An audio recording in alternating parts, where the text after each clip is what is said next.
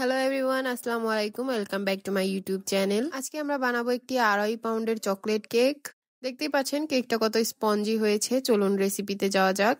এখানে আমি dry ingredients গুলো চেলে নিব। এখানে নিয়ে নিয়েছি ময়দা, বেকিং পাউডার, আর যেহেতু বাসায় খাওয়ার জন্য বানাচ্ছি তাই আমি এখানে একটুখানি গুঁড়া দুধও অ্যাড করে দিয়েছি। দিয়ে এটাকে সুন্দর করে মিক্স করে নিব। যেহেতু চকলেট কেক বানাচ্ছি একটু ডেন্স ফ্লেভারের জন্য আমি এখানে হালকা একটু কফি পাউডারও ইউজ করব। কফি পাউডার দিয়ে এটাকে ভালোভাবে মিক্স করে এখানে মূল ইনগ্রিডিয়েন্টস হচ্ছে আমাদের কোকো পাউডার। এটাও দিয়ে সুন্দর করে মিক্স করে নিব সবগুলো ড্রাই ইনগ্রিডিয়েন্টস, আর 3 থেকে 4 বার করে এটাকে ছাঁকনি দিয়ে ছেঁকে নিব আমরা। সবগুলো ইনগ্রিডিয়েন্টস ভালোভাবে মিক্স হয়ে গেলে এটাকে আমরা এক সাইডে রেখে এখানে আমি 5টা ডিম নিয়ে নিচ্ছি। ডিমের সাদা অংশ আর ডিমের হলুদ অংশ দোনোটাকে আলাদা করে নিচ্ছি আমি। তারপরে ডিমের সাদা অংশকে ভালোভাবে বিট করে ফোম করে নিব। অবশ্যই খেয়াল রাখতে হবে এখানে যাতে আমরা ডিমের সাদা অংশটাকে ওভারবিট না করে ফেলি। যদি আমরা ডিমের সাদা অংশটাকে ওভারবিট করে ফেলি তাহলে আমাদের কেকটা শক্ত হয়ে যাবে আর নর্মাল হবে না। এই তো দেখতেই পাচ্ছেন এমন পর্যায়ে চলে আসার পরে আমি এখানে এগ ইয়কটাকেও হালকা একটু বিট করে নিব আর একটু একটু করে অ্যাড করে দিব সুগার পাউডার। সুগার পাউডার দিতে দিতে এটাকেও হালকা হালকা মিক্স করতে থাকবো। এই তো দেখতেই পারছেন এটার কালারটা হালকা হয়ে এসেছে। এই পর্যায়ে এখানে আমরা অ্যাড করে দিব 1 চামচের মতো তেল, নর্মাল কুকিং অয়েল। এটাকেও দিয়ে এগ ইয়কের সাথে সুন্দরভাবে মিক্স করে নিতে হবে। অবশ্যই মনে রাখতে হবে সবগুলো ইনগ্রিডিয়েন্টস যাতে ভালোভাবে মিক্স হয়। তারপরে আমি এখানে অ্যাড করে দিব আমাদের যে ড্রাই ইনগ্রিডিয়েন্টস গুলো, সেগুলো অল্প অল্প করে অ্যাড করব আর হালকা হালকা করে মিক্স করব। আমি এখানে ভিডিওটাকে ফাস্ট করে দিয়েছি। অবশ্যই এটাকে সুন্দর করে টাইম নিয়ে মিক্স করবেন যাতে এটার মধ্যে কোনো লাম্পস না থাকে। মনে রাখবেন কেকের ব্যাটার যত সুন্দর হবে কেকের স্পঞ্জটাও ততই সুন্দর হবে। আমি এখান থেকে কিছুটা ডিমের ফোম তুলে রেখেছি যাতে এই ফোমটা মিশে গেলেও অন্যটা যাতে একটু স্টিফ থাকে, আমাদের কেকটা যাতে স্পঞ্জি হয়। এটাকে যেভাবে দেখাচ্ছি সেভাবেই মিক্স করবেন। চামচের সাহায্যে মিক্স না করে স্প্যাচুলারের সাহায্যে মিক্স করবেন আর অবশ্যই স্লো মিক্স করবেন। আমি এখানে স্পিড ফাস্ট করে দিয়েছি, এই জন্য এটা দেখতে এত ফাস্ট মনে হচ্ছে। সুন্দরভাবে মিক্স করে নিতে হবে যাতে বোলের নিচে কোনো ময়দার দলা বা কোনো কিছু জমাট বেঁধে না থাকে। আর কেক বানানোর ক্ষেত্রে অবশ্যই সুগার পাউডার ইউজ করবেন। তারপরে এখানে আমি একটা ইনো নিয়ে নিব আর এটার মধ্যে 1 মুখা ভিনেগার দিয়ে দিব। এবার এটাকে সুন্দর করে মিক্স করে নিতে হবে কেকের সাথে। অবশ্যই মনে রাখবেন বেশি মিক্স করবেন না যাতে বাবলস গুলো আনামি থাকে। এটাকে সুন্দর করে মিক্স করে নেয়ার পরে আমি এখানে একটা মোল্ডের মধ্যে তেল ব্রাশ করে নিচ্ছি। তেলটা ব্রাশ করতে হবে যাতে আমাদের কেকটা নিচে লেগে না যায়। অ্যান্ড দেন আমি এখানে একটা কাগজ বিছিয়ে নিব, শুধু নিচে বিছালেই হবে যাতে আমাদের কেকটা পুড়ে না যায়। তারপর এখানে ব্যাটারটা দিয়ে দিচ্ছি। দেখতেই পাচ্ছেন কেমন পারফেক্ট ব্যাটার হয়েছে আমার। আর এই যে সাদা সাদা দেখতে পাচ্ছেন এটা হচ্ছে ডিমের ফোম। এটা অবশ্যই আনাম থাকতে হবে, এমনই যাতে দেখতে হয় ব্যাটার, তাহলে কেক অনেক সফট হবে। আর এগুলো যদি সব আমরা ভেঙে মিক্স করে ফেলি তাহলে আমাদের কেক বসে যাবে আর ফুলবে না।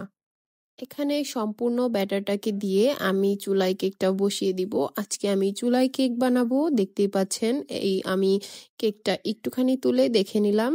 তার কিছুক্ষণ পরেই 40 মিনিট বেক করার পর আমাদের কেক একদম রেডি, একদম পারফেক্টলি হয়ে গিয়েছে। দেখতেই পাচ্ছেন নাইফটা একদম ক্লিয়ার।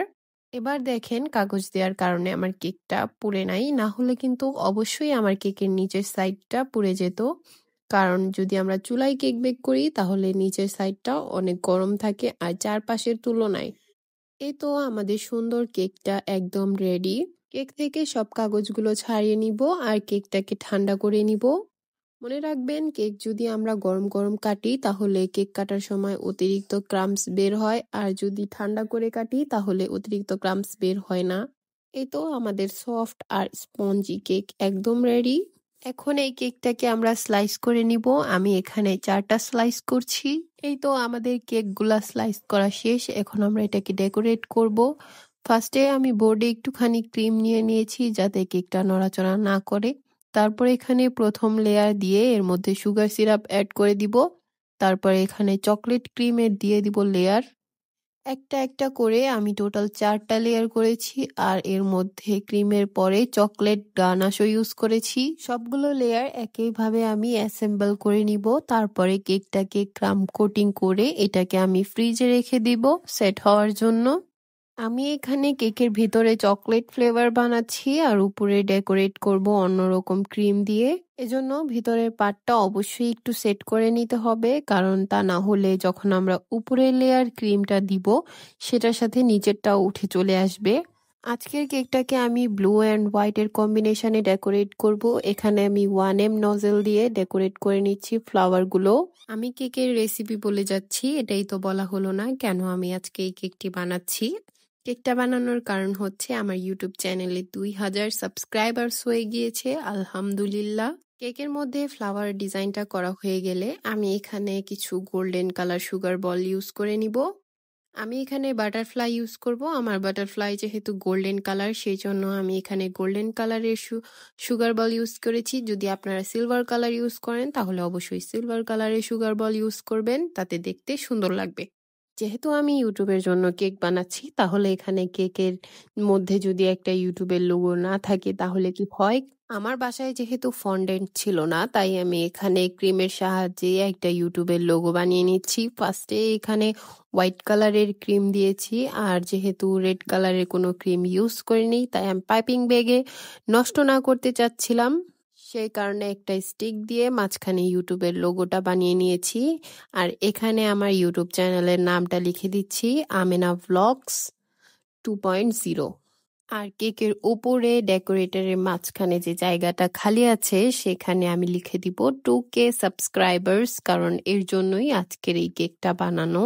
সবার কাছে আমার ভিডিওগুলা ভালো লাগলে অবশ্যই লাইক কমেন্ট শেয়ার করবেন আর সাবস্ক্রাইব করবেন আমার ইউটিউব চ্যানেল, যাতে আমরা খুব শীঘ্রই 3000 সাবস্ক্রাইবার্স ক্রস করতে পারি। কেকটা খেতে খুবই মজা হয়েছিল, আলহামদুলিল্লাহ। Thanks for watching. আশা করছি এভাবেই সাপোর্ট করবেন, পাশে থাকবেন। ধন্যবাদ।